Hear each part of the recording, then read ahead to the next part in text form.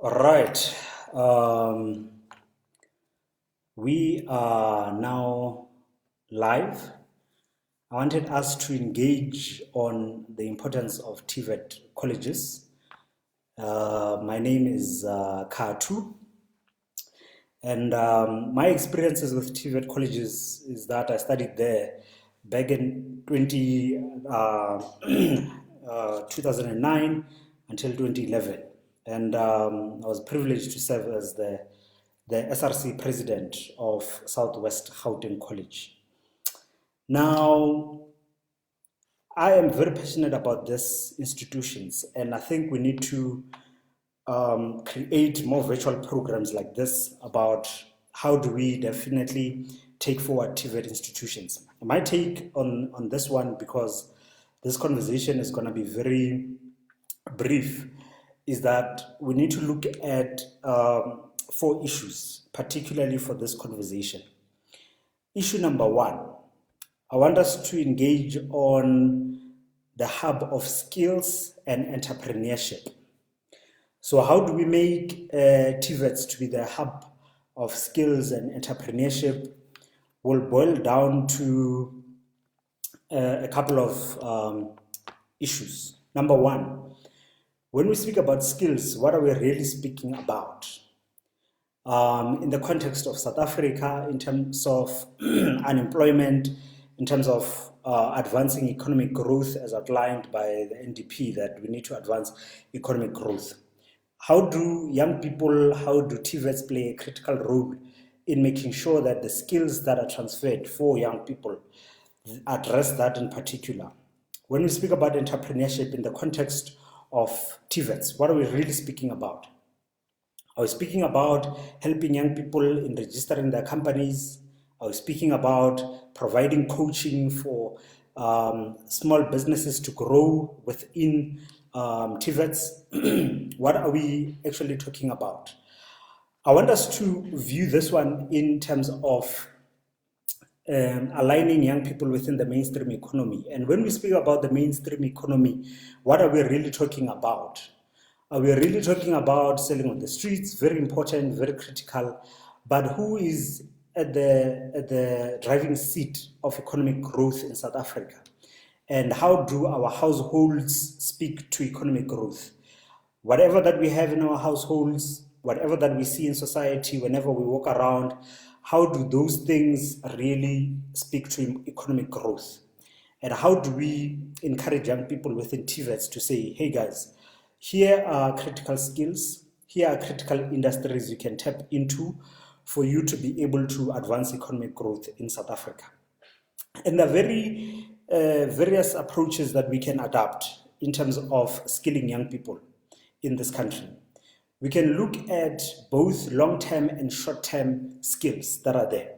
And the reason why I want TVETs to be very balanced in terms of long-term skills, in terms of training, and short-term skills, it's purely because there are certain industries which do not require you to have long-term training. Purely because times have changed, we can have online learning in which skills do not require you to always be in the classroom, and therefore that translating into you being capable to advance any area. Whether we are speaking about developing websites, whether we are speaking about young people learning about 3D printing, learning about drawing products, learning about designing products on software programs, learning about the ability to test and prototype products. Those are short-term skills. And if you can go back 5 years, those things were bizarre. You wouldn't say that a young person can learn how to prototype, how to design online with free softwares and all of that. In terms of websites, we need to build a footprint for those young people to be able to have access to us so that we can buy their products, we can support them. We don't only say that they must enter into entrepreneurship, we must know them, we must support them, and this can create a good ecosystem. Number 2, one critical issue that we always engage about is the issue of curriculum and teaching. Now, I have two views in terms of curriculum and teaching. In my view, the knowledge base that is in TVETs, whether you're speaking about textbooks, whether you're speaking about the knowledge that is being transferred by lecturers to students, that knowledge is very universal. Some of the issues that TVET students are being taught, even currently, there's a debate currently that curriculum needs to be revised, it needs to be transformed and all of that. But I don't think that will solve the core issue. The core issue would be, number one, the Department of Education needs to give universities and TVET institutions the ability to work together. And they need to have a short period in terms of revising the content that is being taught to students. Some of the content, yes, it is very old, purely because the Department of Education regulates as to when content should be reviewed. Now, the Department of Education or the Department of Higher Education should look into that. It should look into, we are in an environment in which things change very quickly, in which access to knowledge is very easy. Therefore, how do you make sure that the curriculum that is being taught, when you are saying a student needs to sit in class in a TVET institution or whether at university, what are you saying? What should they learn? So there are many ways in which we can revise curriculum, and the Department of Education needs to be very progressive in terms of allowing institutions and giving them the autonomy to be able to change those curriculum. We know that there are academic boards that are given that power, but the Department of Higher Education still regulates as to whether institutions change after 3 years or 5 years. So I think if we can have lecturers also, another issue that is not being addressed, I think many of us were afraid of addressing this particular issue. Lecturers in TVETs are at the center of transferring skills. They are very important. And many people will say, once you touch lecturers, you need to know exactly what you're talking about in terms of unions, being very hands-on in terms of protecting workers, and they need to continue doing that. But we need to be very clear on one point. We need to be very clear on the fact that the lecturers in TVETs, they need to continuously be capacitated. Whether it has to be a must that any lecturer in TVETs has to have a master's degree, has to have a PhD, that needs to be normalized. Do the current lecturers in TVETs have those qualifications? I would not bash on them because they're doing a great job currently. What we need to do, therefore, is that we need to find a very progressive approach in capacitating lecturers in TVET institutions. Now, that will require funding from government, that will require flexibility from government, and there are many ways in which we can do this. Because we need lecturers not only for them to go into classes, we need lecturers to digitalize classes so that they can have access to a larger population of young people who want to gain access into TVET institutions and who don't want to be there every day. So how do you therefore continuously capacitate lecturers so that they are able to meet the demands of learners? And so that, not learners, actually students, so that we are able to make TVET institutions attractive. So that boils down to that whole debate of the third point that I want to raise, which is what is that gap between TVET institutions and universities in this country? What is the gap? What makes universities unique and what makes TVETs alternatives? They are not alternatives and they are not supposed to be alternatives. They are supposed to be there to cater for young people who want to enter into the institutions to get a variety of skills. And this thing of limiting TVETs to technical skills only, it's very, it creates a stigma that for you to go to a TVET, you need to work with your hands and whatnot, and which is not true. Technical skills can apply across all different industries, and we need to start speaking about that. When we start speaking about examples of products that must be produced in TVETs, we must start speaking about the fact that we need to have designers that are coming out of TVETs. We need to have technicians, we need to have those who are in the digital space who do not only adapt to technology, but who are able to create new technologies. So that is very important. So I'm gonna now deal with this issue of universities and TVETs in this country. Now, universities currently are operating on their own. They have their own autonomy. Of course, they have a relationship with government, and government does play some regulations to some extent. We all know that universities have councils, they have senates, and they have departments which have autonomy over making academic decisions. Same applies to TVET institutions. They do have those structures, they do have academic boards, they do have college councils, which play a very critical role in highlighting what needs to be learned and what needs to be taught in classes, and how these institutions need to be managed. So my view is that TVETs need to work with universities. How will TVETs and universities work is something that we need to engage. In my view, there are certain courses in which TVET students need to be credited for when they go to institutions of higher learning, which are classified currently as universities, but also TVETs are classified as institutions of higher learning and training. But we need to have that gap fixed. And how can it be fixed? We need universities. Universities like the University of Johannesburg, very progressive. They need to go into TVET institutions and say, hey guys, how can we best work with each other? And when you do that, you are taking off the load, of course, from TVETs and from universities, and you're balancing the expectations.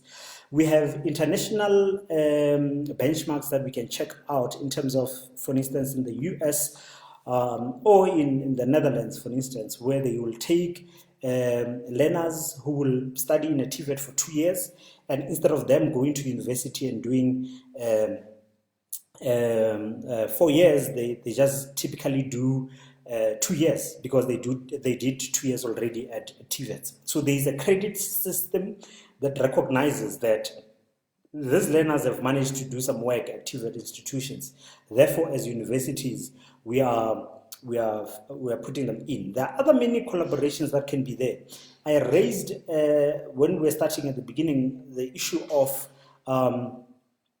research, the issue of teachers being capacitated so that they are able to have master's degrees and have PhDs. And we don't just say PhDs and master's degrees. All of us, we need to have that conversation that why should TVET lecturers be capacitated to that extent? Because knowledge production or knowledge transfer requires one to have higher knowledge, to research new ideas, and to make learners also, or students in TVET institutions, to understand that whatever that they're being taught, they can challenge it, and they can grow by default in challenging the knowledge that they're being given. So universities can play a very critical role in capacitating TVETs in terms of training the lecturers. How that should work, should it be a partnership between universities, or should government regulate that? I'm not a firm believer in government regulating everything in our society. I do believe that TVETs and universities can build very strategic relationships that can be able to advance this particular area. So how we see that happening in terms of collaborating on research and training lecturers is something that can be discussed further. And universities do have resources also that they can share with TVET institutions, and vice versa. The other issue I want to address lastly, because I don't want to chow your data, and I want to respond to some of your questions if you have any questions, would be the role of government and the role of industries in TVET institutions. Now, many TVET institutions want students to gain exposure before they give them certain qualifications like NATED courses. You need to do it for 1 year, 6 months, then do 1 year, 6 months for practicals. So industries are very critical in supporting TVET institutions, and we need to make them aware, or we need to definitely engage with whatever. I see Prof. Marola, you've joined, the Vice Chancellor of UJ. Thank you very much, Prof, for joining. And I'm just going to go back a little bit because I see Prof just joined, and Mr. Sikobane from Southwest Gauteng College, who are two key decision makers. I wanted to highlight, to go back to the issue of universities and TVETs creating strong partnerships. It is very important for those strategic partnerships to be in place. I don't believe that government should regulate that partnership. And I would encourage you, Prof. Marwala, because we are very progressive in our environment. You can make things happen in terms of making sure that TVET institutions in this country, we can start in Gauteng, we can go across the country. But what can universities do in terms of working closely with TVET institutions? I'd like to challenge you, Prof, on that one. So that you can be able to advance those partnerships, so that TVETs do not become alternatives, but they become the center of knowledge transfer. Now, universities play a critical role, of course, in terms of research output. And some of that research output can be used in different ways. There are many innovative ideas that are being researched in terms of research outputs within PhDs or any other studies or any other researches that are out there. How can we translate that research into practical ideas or practical entrepreneurial ventures that young people can advance? Of course, one would say the person that authored must, of course, take credit, but we need to be able to engage TVETs in terms of what can they do in terms of short-term skills and long-term skills. So that's the point I wanted to raise, and the issue of curriculum development being at the core of making TVETs being progressive. Now, lastly, on my side, the issue of industries, as I was highlighting now. There are many international industries that are out there in this country, and we consume a lot of their products. But how much of exposure do we have in terms of leveraging from their networks, leveraging from the labor that they can expose our learners to, the transfer of skills?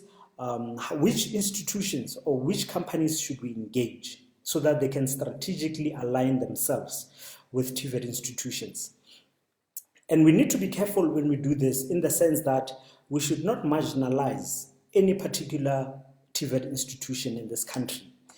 I'm a fan of Southwest Gauteng College because I'm a product of Southwest Gauteng College, and they're a very progressive institution. But how do we make sure that all 50 colleges in the country are catered for, and we make sure that all international companies that are in this country are able to filter into those institutions, whether it's giving our learners access to skill advancing their skills even more, or giving them job opportunities? How do we get that balance?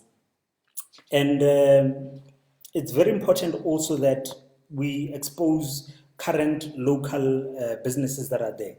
There is this thing that we always like to highlight, that there are many international companies in this nation, yet we do not recognize other key partners which are locally branded companies, whether it's poultry industries where they produce chicken. All of us, we eat chicken. I buy chicken every day, but how many of us have a portion of that industry?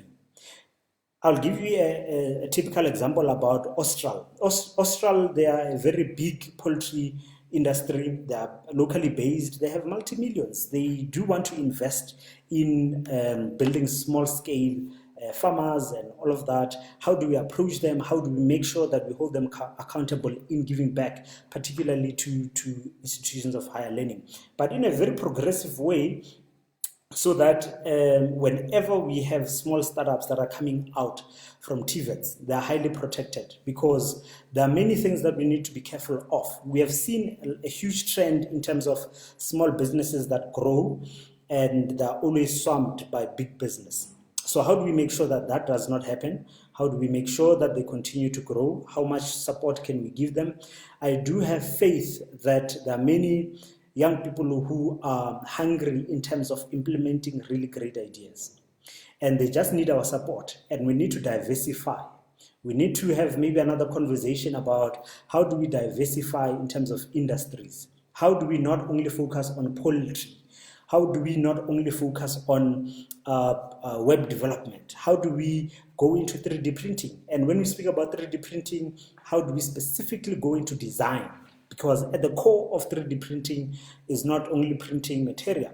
At the core of it is the ability to design really good materials that can therefore be mass produced. So those are skills that are very short term, that can be given to young people who can rally with them and run really good businesses that can advance this country. So I just wanted to check if we have any questions that we can probably address. There's a particular question I saw from Isaiah. So let's see what Isaiah was saying.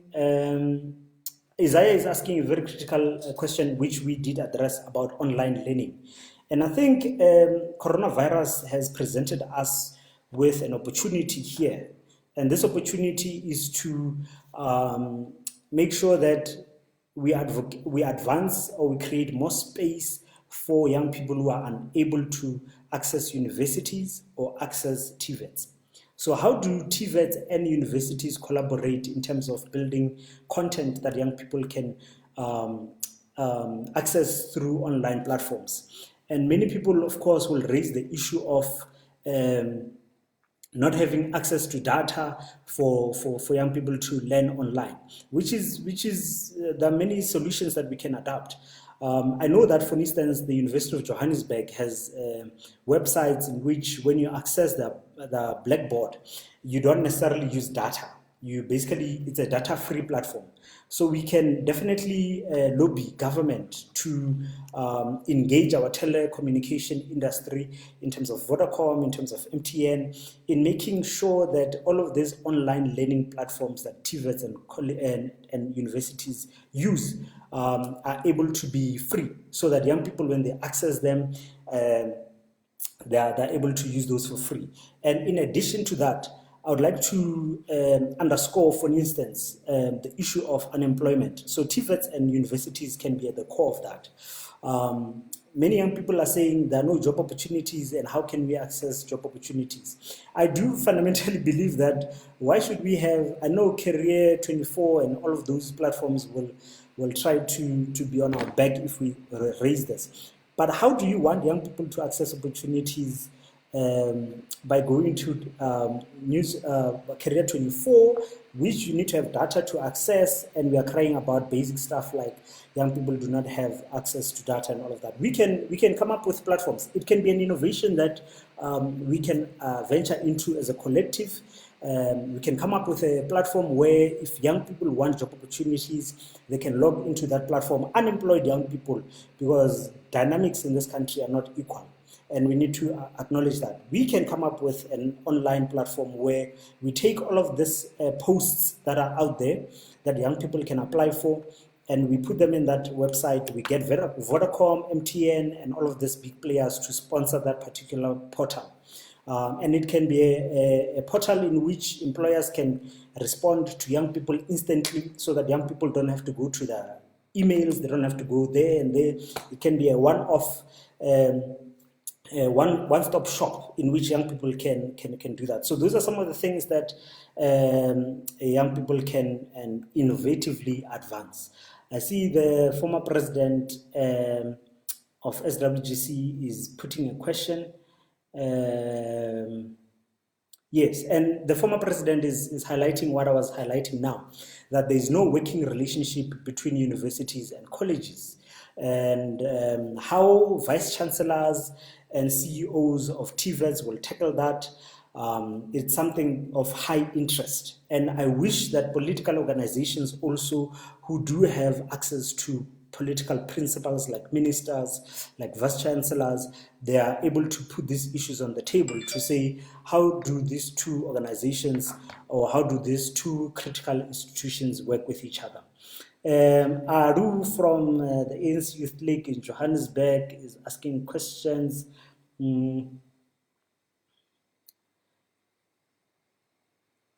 Yes, and Aru speaking about the societal divide. And, you know, I've provided a practical solution.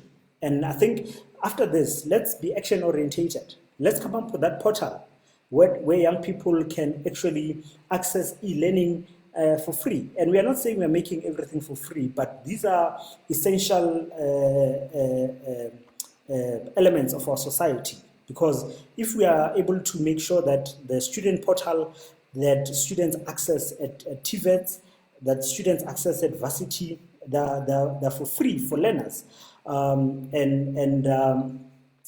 Companies like Vodacom subsidize that. It's something that is very practical and that can be achieved easily. So another thing is in terms of those e-learning platforms, we need to, and I think this would be my last point, because I don't want to chow your data any further.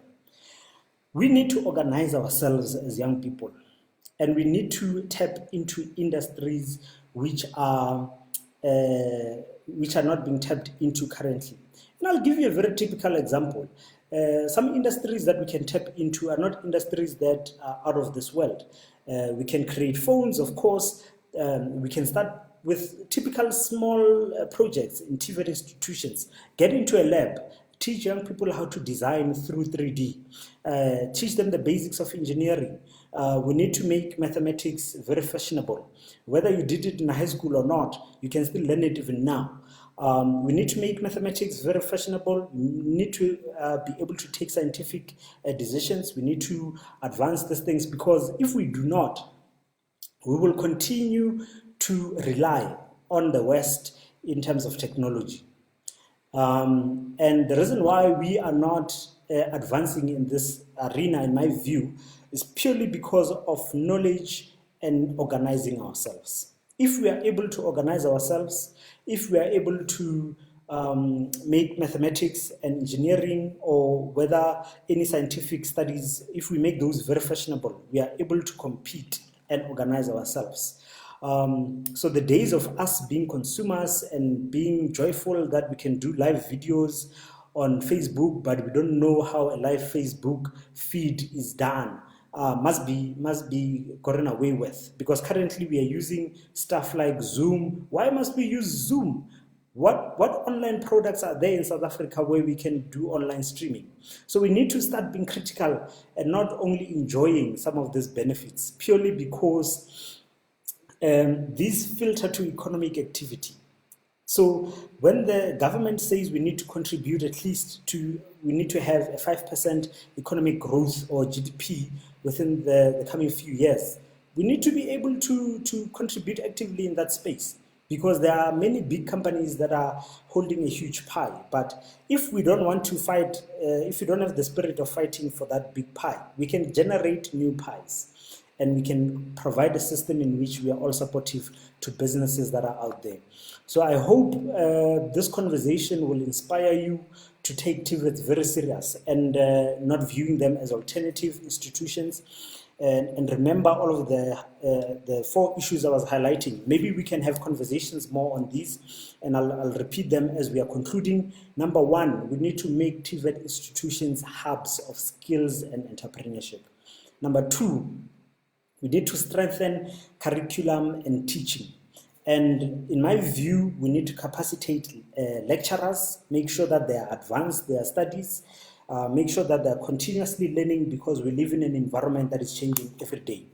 And the other element I was highlighting in terms of curriculum and teaching is that it is very important for TVET institutions to advance short skills which do not require a learner to sit in class for 3 years. If you don't want a learner to sit in a class for 3 years, come up with short courses that have really powerful skills that young people can rally with and enter into industry with those skills. And I gave typical examples of, for you to learn how to code or do websites, it can literally take you a week. And I can teach you, I can even volunteer, and we can have those conversations about skills online and diversify, not only focusing on digital platforms, but also know how to raise a chicken, know how to farm, and know what other industries are out there. So let's diversify when we speak about short courses and skills.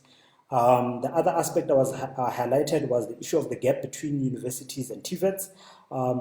That is very, very, very, very, very, very important. So I hope universities and TVETs, as a result of these conversations, will be able to advance that. And lastly, we need to rally industry into TVETs. So on my side, that's all. I don't want to chow your data any further.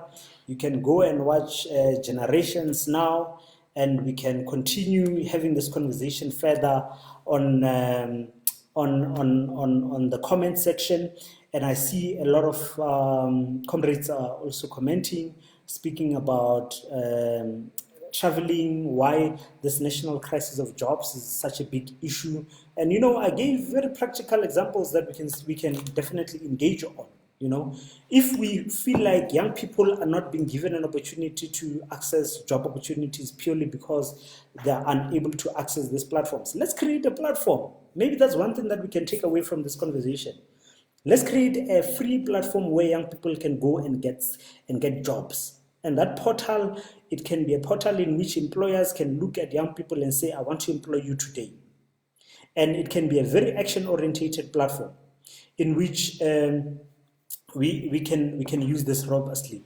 So I'm gonna end the video, but the video will continue being online, and I would have loved for us to continue, because I see Prof. Sina is also in the conversation, the Deputy Vice Chancellor of UJ, in terms of research and internationalization. And I'll also maybe, let me touch on one last thing. You know, some of us, when we start talking, we don't finish. The role of the international community also in capacitating our communities. We need to have a very frank conversation. Are we benchmarking on the basis of working for, or are we benchmarking to multiply what they're already doing in their countries? Why should we continue fantasizing about Apple products or fantasizing about Samsung products? Why can't we be more progressive and start those platforms here in this country? So I hope this will inspire you to have this conversation even more further. And this is how we end it. You can definitely go back and view the conversation again. Thank you very much, guys, for joining in. This is a good turnout.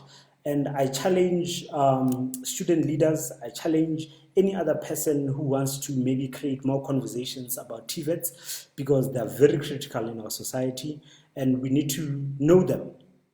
And I'm just gonna give you a small quiz for this particular session. In Johannesburg, we have Central University of Technology. We have Southwest Gauteng College, which is my former institution. I love it very much. We have Tshwane South, Tshwane North, and we have Ekurhuleng East and Ekurhuleng West. So let's go look at those TVET institutions, adapt one TVET institution that you'd like to work with, that you'd like to bring partners to, and let's make sure that we advance them. Thank you very much, guys, for joining. That's how we end it for today.